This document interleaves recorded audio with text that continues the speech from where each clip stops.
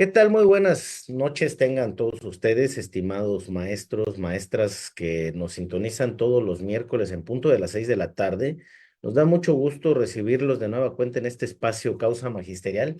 Y bueno, el día de hoy vamos a continuar con este tema que hemos venido analizando en diferentes momentos y con diferentes exponentes. Y tiene que ver con el analfabetismo, como hemos estado comentando en entregas anteriores. O sea, es un problema que ha estado presente por muchos años en el sistema educativo nacional. Es un problema social que, bueno, trae otras consecuencias a nivel de desarrollo de vida, de desarrollo humano, de calidad de vida en este caso. Y justamente para eso hemos invitado a otra interesante expositora también, una experta en la materia como es la doctora María Teresa Gutiérrez Cortés. Ella tiene pues una trayectoria muy amplia, tanto académicamente como laboralmente. Ha pertenecido a diferentes instituciones públicas como la Secretaría de Educación, el INEE, y ha formado parte de diferentes organizaciones educativas como Mexicanos Primero, bueno, que actualmente es la directora de monitoreo de esta organización y además de Mujeres Unidas por la Educación, entre otras. Así que, pues nos da mucho gusto recibirla, estimada doctora Teresa. Bienvenida a este espacio. Hola, muchísimas gracias. Gracias por este espacio. Gracias por la invitación. Un saludo para todos los que nos ven y nos escuchan. Pues como le comentaba hace unos momentos, ¿no? Quisiéramos conocer cuál es su óptica de esta situación, independientemente de los indicadores que nos va a comentar el día de hoy. O sea, ¿qué nos dice que el día, que a estas alturas de la modernidad en el mundo, pues países como México y particularmente algunos estados como Chiapas, Oaxaca, Guerrero, pues tengan todavía población que no tiene acceso a leer y escribir? Pues sí, mira, yo quisiera remontarme a el origen del artículo tercero constitucional. Como sabemos, el artículo tercero constitucional es el documento rector de toda la educación en nuestro país, es en donde se plasma el derecho a la educación. En 1917, cuando aparece el artículo tercero constitucional, nos enfrentábamos con un México muy distinto al de ahora. En ese punto, lo que requeríamos era introducir a todos los niños a la escuela. Se trataba de ampliar la cobertura. Y muchos años después el paradigma ha ido cambiando y las últimas dos reformas están más encaminadas a ampliar la calidad, a que se tenga una educación, pero no solamente que los niños vayan a la escuela, sino que reciban una educación de calidad en la escuela. Y esto vas a decir, ¿por qué me estás contando esto y qué tiene que ver con el analfabetismo? En 1917 eso era lo que queríamos abatir, el porcentaje enorme de población que no tenía acceso a la lectoescritura. En aquel entonces la política y después con la creación de la SEP, la política fue ampliar el número de escuelas, ampliar el número de estudiantes que podían acudir a estas escuelas y fue cuando como se fueron integrando también muchos maestros al sistema educativo. Tomaban al que sabía leer en las comunidades para que fuera él el que impartiera las clases. Ese era el propósito, de ahí surge nuestro sistema educativo, de una necesidad de que las niñas y los niños sepan leer. En este punto estamos más enfocados en la necesidad de que las niñas y los niños sepan y tengan las capacidades básicas en matemáticas, en lectura, en ciencias, que tengan adquieran estos conocimientos, pero seguimos teniendo importantes deudas respecto a la alfabetización. Te estoy hablando de que el 4,2% de la población mayor de 15 años en nuestro país no sabe leer ni escribir. Esta es una pregunta que también nos hacen en el censo de población. En el censo de población, cada 10 años hay una pregunta en la que te dicen si sabes o entiendes un recado. Esa es la forma en la que se está midiendo muchas veces. Y nos estamos olvidando mucho del fondo. O sea, de realmente la comprensión, el poder hacer tus propios textos, el poder entender textos más complejos, se ha quedado un poco rezagado y bueno, pues de ahí podemos elaborar un poco más adelante si gustas. Ahora, esto que nos comenta, ¿qué tanto está impactando, digamos, en el día a día de las personas, en su capacidad de encontrar mejores condiciones? ¿Y cuáles serían las causas que usted observa? O sea, con este tema también de la digitalización, ya no le ven un sentido práctico a la lectura y a la escritura, por ejemplo. Creo que hemos perdido mucho eso. Hemos perdido bueno, ha habido muchos intentos en el sistema educativo para fomentar la lectura. Se han creado las bibliotecas de aulas, el objeto mismo de los libros de texto es este, ¿no? Que haya acceso a otro tipo de textos. ¿Por qué seguimos teniendo población fuera de la escuela? ¿Por qué seguimos teniendo población que no tiene la primaria concluida? Pues sí, pues esto va a causas muy profundas de desigualdad social, a causas económicas. Muchas veces las familias tienen que elegir entre mandar a uno o a todos los niños a la escuela. Muchas veces son las hijas, las niñas, las que se ven más sacrificadas en estas situaciones porque comúnmente a ellas se les encarga el cuidado de hermanos más pequeños, de adultos mayores en la casa, y esto los va alejando del sistema educativo. O sea, si revisamos las causas son eminentemente económicas. Pero también encontramos más adelante, como tú le dices, con la digitalización, con todo esto, encontramos causas en las que los chicos en el sistema educativo dejan de comprender lo que están viendo en el día a día y abandonan.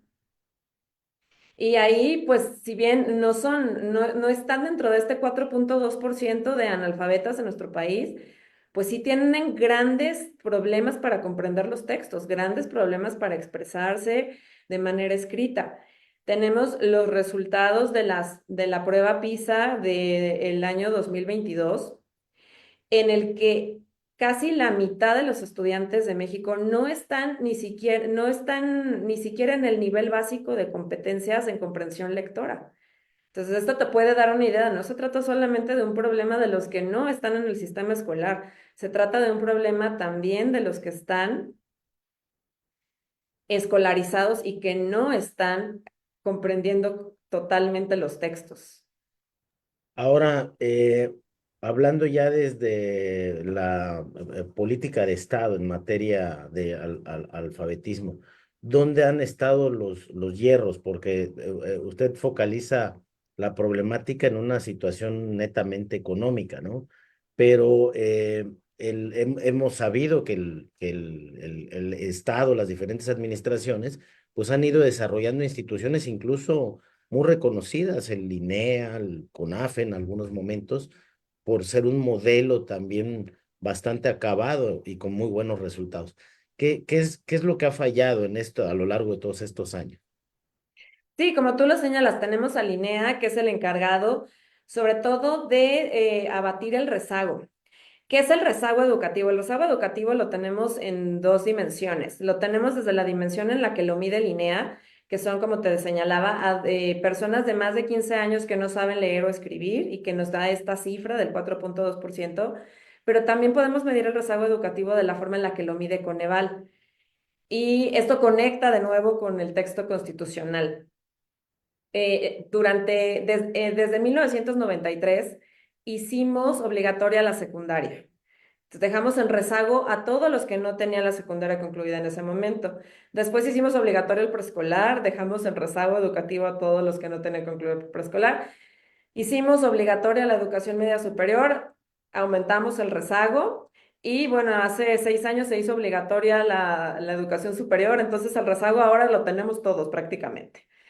Estas son las dos formas en las que se mide.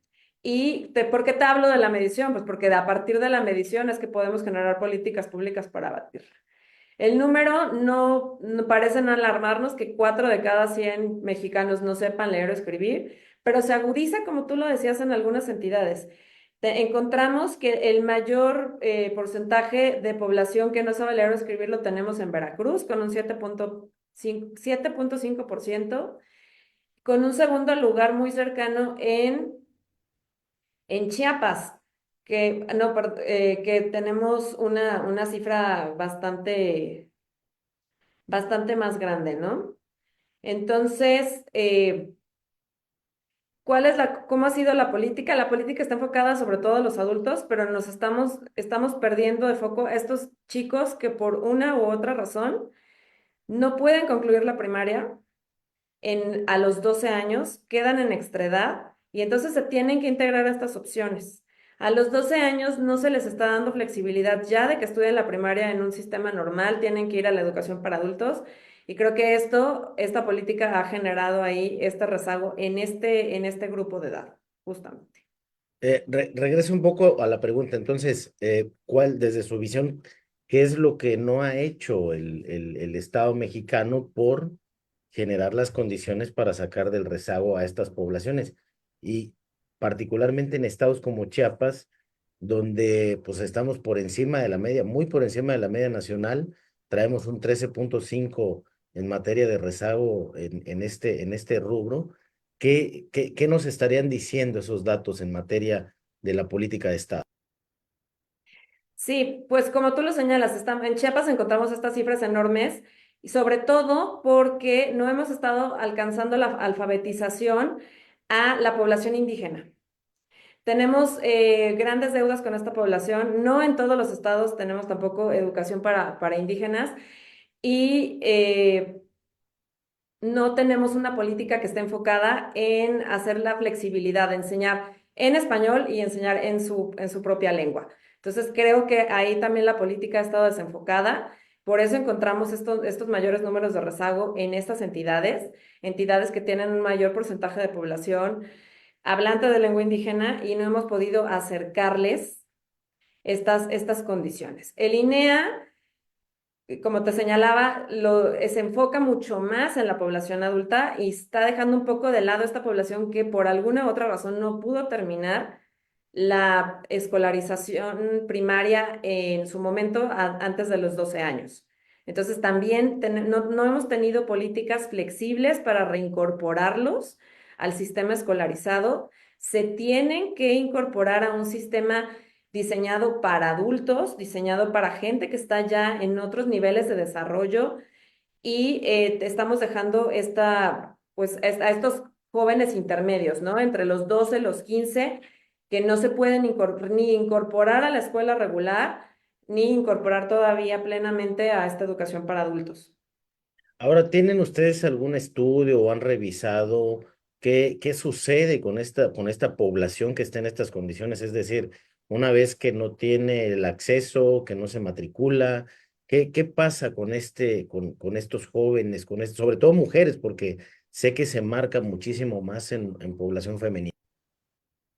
Sí, bueno, hemos estado revisando, mira, te puedo hablar de los indicadores como los estamos encontrando. Estamos encontrando un número preocupante de niños y niñas de 3 años que no se están incorporando a la educación preescolar.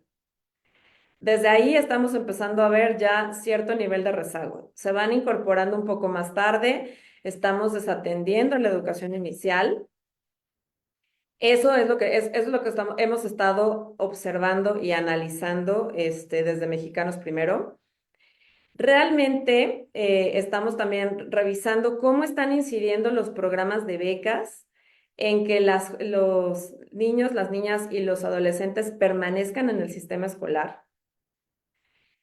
Pero pues no hemos llegado al punto de en qué está afectando a estas personas que no saben leer y escribir para su desarrollo.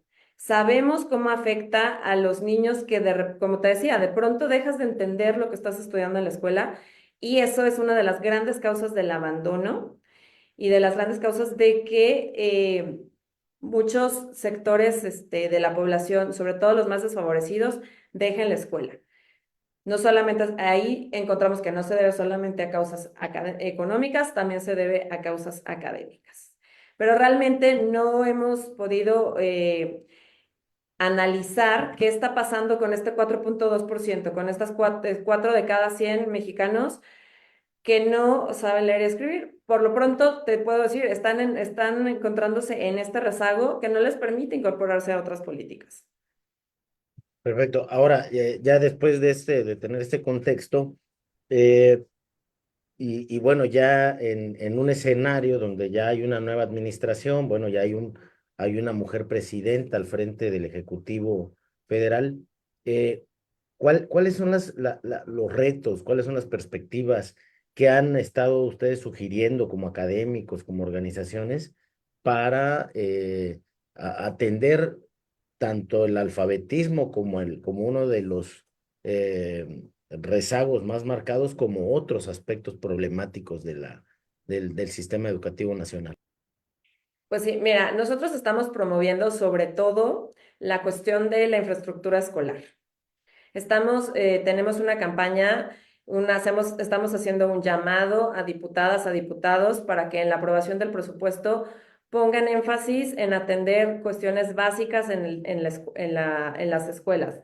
Estas son el acceso a sanitarios, a electricidad, a agua potable, a servicios para lavado de manos, pero también a cuestiones ya un poco más específicas como son la adaptación de las escuelas para estudiantes con discapacidad, que existan también materiales para estos estudiantes y el contar con computadoras de uso académico y con acceso a Internet. Este es sobre todo el llamado que estamos haciendo y como tú lo señalas, mucho más dirigido a la cuestión escolar. Pero también estaremos pidiendo que se haga una revisión de las políticas de alfabetización y que se revisen estas cuestiones en las que, como te decía, con todos los cambios y todas las modificaciones que se han hecho al artículo tercero, pues tenemos a un porcentaje altísimo de la población en rezago educativo. La cifra que nos está dando el Coneval es que tenemos a más del 19% de los mexicanos en rezago, siendo Chiapas nuevamente el que encontramos con el primer lugar en rezago. Esto quiere decir que es población que no ha concluido en la edad normativa, o sea, o la edad típica en la que tiene que acudir a los servicios escolares, su escolarización. Es una cifra bastante alta, es una cifra que sí nos llega a preocupar. Entonces, ¿Cuál es la pues media, perdón? es 19,4% de la población que se encuentra con este. Pero la media a nivel nacional, ¿cuál es? O sea, para tener digamos, la comparativa. Esa es la media nacional. ¿Y El- Chiapas se encuentra? sí, dame un segundo, te doy el dato de Chiapas. Por aquí lo debo tener, lo tenía a la mano. El dato para Chiapas es de 31,3%, que este es el porcentaje de población con rezago educativo, y el más bajo lo encontramos es un 9,7%, que es en la Ciudad de México. Esto quiere decir que 19,4% de los mexicanos presentan un rezago educativo. Esto equivale a 25,1 millones de mexicanos. En 2022, cuando se hizo esta medición, que se hace a partir de los datos del ENIG que levanta el INEGI, se hablaba de que el rezago educativo se convirtió en la tercera carencia en cuanto a pobreza. Las otras dos carencias están relacionadas con el acceso a la salud y la tercera está relacionada con el acceso a la educación en este caso.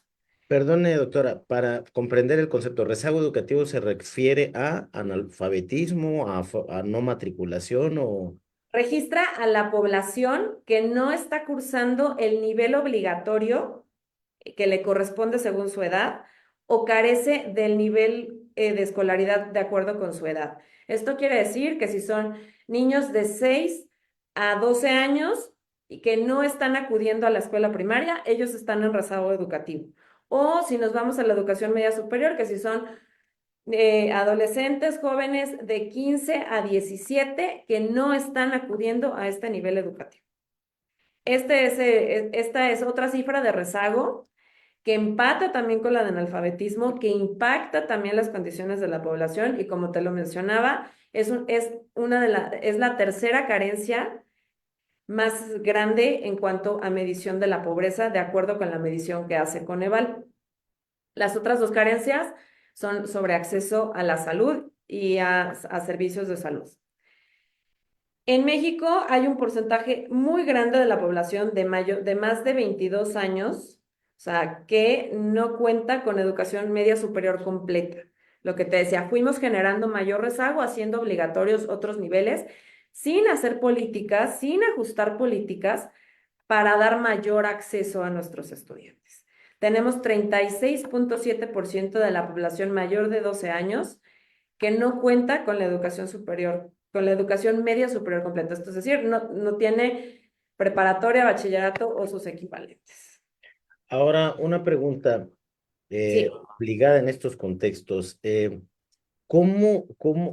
hacer primero? Porque en estas análisis, en estas reflexiones, siempre se comenta, bueno, atendemos el tema, por ejemplo, ya lo hablamos de una alfabetización digital o nos dedicamos a atender, o sea, ¿cómo enfocar la política educativa o hacer, digamos, todo al mismo tiempo? ¿Cuál es la sugerencia en este caso? Mira, la primera sugerencia, y como tú lo decías, para nuestra primera presidenta mujer, para una presidenta que sea autodenominado la presidenta de la educación y que dentro de sus 100 compromisos tiene 10 dirigidos precisamente a la población, lo primero que esperamos es que no quiera hacer un cambio de política radical. El sexenio de Peña Nieto lo empezamos con un cambio radical en el artículo tercero constitucional y en políticas educativas. Pasa lo mismo 6 años después con el sexenio del presidente López Obrador. Y lo primero que tenemos, incluso nos parece novedoso, es que no vamos a tener un cambio radical con la presidenta Sheinbaum. Esperamos que deje cuajar algunas de las políticas que están en este momento, que se le dé tiempo a la nueva escuela mexicana para que egresen sus primeras generaciones, para que veamos los resultados de las primeras generaciones. Pero sí le pedimos que se hagan diagnósticos puntuales sobre las necesidades tanto de las escuelas como de los alumnos.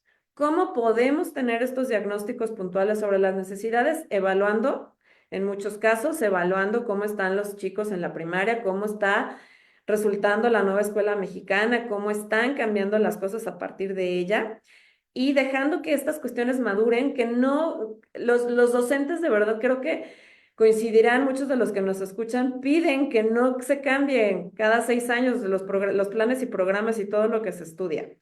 Ahora, sí tenemos una deuda importante con la gente a la que no se ha podido llegar en materia de educación primaria, que es en donde debe darse este proceso de alfabetización. Se tiene que revisar, se tiene que ajustar esta política. CONAFE fue durante muchos años el modelo con el que se llevó a, a los, a las localidades más apartadas, a localidades con menos de 100 habitantes, este era el número que se usaba en aquel entonces, para poderles dar acceso a la educación, con esquemas mucho más flexibles, con organizaciones multigrado, pero quizá este modelo ya lo estemos agotando. O sea, tenemos que revisar en dónde no estamos cubriendo el sistema educativo, en dónde están haciendo falta escuelas, en dónde están haciendo falta maestros. Muchas veces tenemos la escuela, pero en el sistema no hemos sido capaces de llevar un docente a tiempo a estas escuelas para que atienda las necesidades. Y también pensar en que el número de escuelas multigrado en nuestro país sigue siendo bastante alto, estamos hablando de arriba de un 50%, en el que los docentes tienen que atender necesidades múltiples de sus estudiantes. Tienen estudiantes de todos los grados y esto a veces dificulta la atención. Esto no hemos podido cambiarlo en las últimas 3 o 4 administraciones, la cifra sigue creciendo. Perfecto. Y bueno, para ir entrando a la recta final de la charla, usted comentaba, bueno, algo que es el emblema del proyecto federal, que es el tema de la educación. Em, cómo lo estarían ustedes visualizando ya a mitad de esta administración?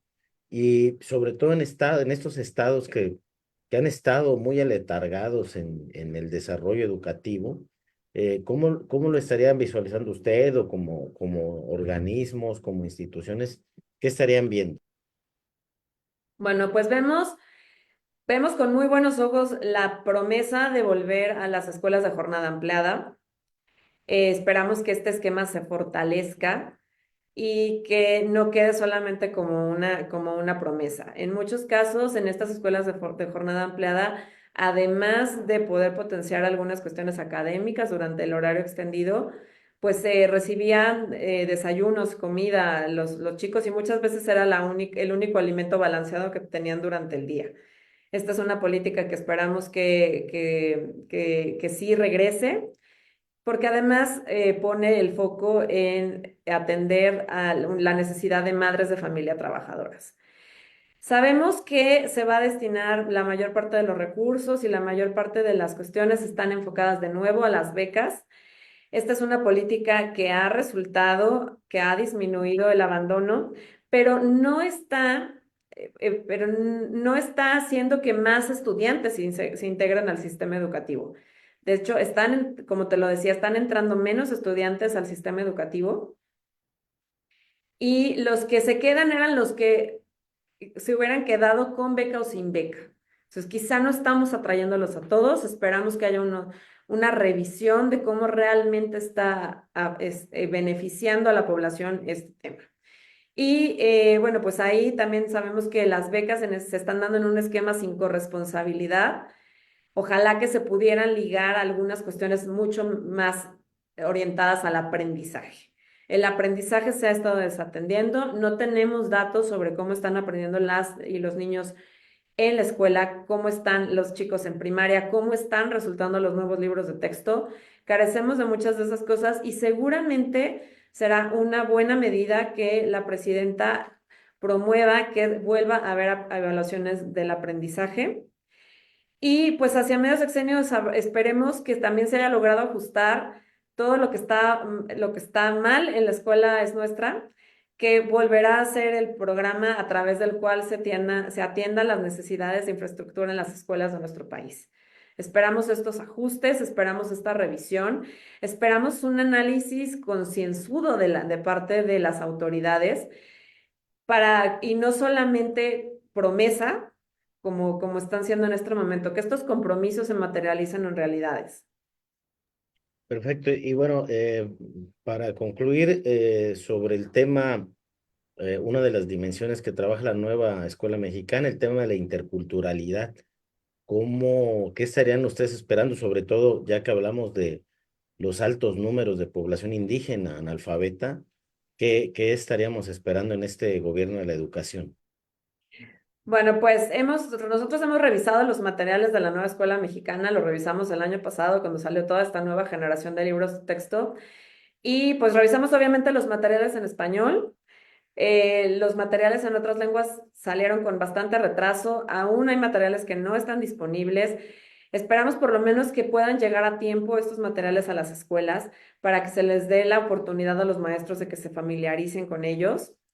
La interculturalidad está presente en muchos de los proyectos de estos libros de texto, pero en algunas ocasiones de manera bastante superficial. Esperamos que se profundice, se analice y realmente se tenga una visión mucho más integral. Los libros siguen muy dirigidos a poblaciones urbanas, no se están contextualizando tanto en las situaciones cotidianas que podemos encontrar en ambientes rurales y esto pues está sujeto todavía a revisión. Nosotros hemos consultado si los errores que habíamos encontrado en algunos libros de texto que eran algunos errores conceptuales, algunos errores ortográficos se corrigieron. Nos han dicho que sí, que están corregidos, pero no hemos tenido una segunda edición. O sea, fue solamente una corrección de estos materiales. Y pues esperamos que toda esta autonomía que se les está dando a los docentes a partir de la nueva escuela mexicana se materialice en que ellos puedan adaptarse mejor a las condiciones diversas que encuentran en el día a día en sus salones de clase. Y bueno, finalmente, ¿cuál sería aquí el papel que tendrían que estar jugando los maestros, regresando también al punto, al tema del analfabetismo? Los maestros son una pieza central de nuestro sistema educativo. Sabemos que les hemos dejado muchísima carga. Ha sido, como te lo decía, que cada 6 años estarles cambiando los planes y los programas de estudio sin darles una formación adecuada, sin haber ajustado la formación que se da a partir en las normales, que se da como formación inicial, pues les ha hecho cada vez mucho más pesado el camino. Los maestros deben tener esta sensibilidad de empezar a detectar los problemas de alfabetización en sus alumnos para que no lleguemos a lo que nos dice la prueba PISA, ¿no? De tener estudiantes de 15 años que no son capaces de leer, de comprender lo que están leyendo. O sea, tenemos que tomar medidas mucho tiempo, mucho antes y esto queda en manos de los maestros. Esperemos que también se les dé mucho más apoyo a partir de los recursos que se destinen a su formación. Se ha hablado muchísimo de la revalorización de los docentes. Esperamos que de verdad esto pase. Ya anunció la presidenta un cambio en la en la UCICAM, en la unidad de carrera de las maestras y los maestros. Ojalá que de verdad este sistema sea el sistema que los maestros de México se merecen, porque creo que les hemos dejado a deber muchísimo. Y eso pues repercute en la forma en la que ellos pueden atender a sus estudiantes. Estamos hablando también de que México tiene 6 alumnos más cada docente que la media de la OCDE. La media de la OCDE es de 18 estudiantes por docente y en México tienen 24. Se lo contábamos el otro día a docentes con los que tuvimos una plática y me decían, yo tengo 50, no sé cómo están haciendo esa media. Estamos dejándole muchísima carga a nuestros docentes y poco apoyo. Bueno, pues agradecerle mucho, pues, toda esta panorámica que nos da de este problema de analfabetismo. Creo que es un problema en el que todos tenemos que aportar un granito de arena desde nuestra esfera de poder, ¿no? Y bueno, pues agradecerle, doctora Teresa Gutiérrez, que haya permitido tener esa conversación con usted. Muchísimas gracias y bueno, pues como siempre pensando en el derecho de las niñas y los niños a aprender en la escuela. Bueno, perfecto, pues muchas gracias.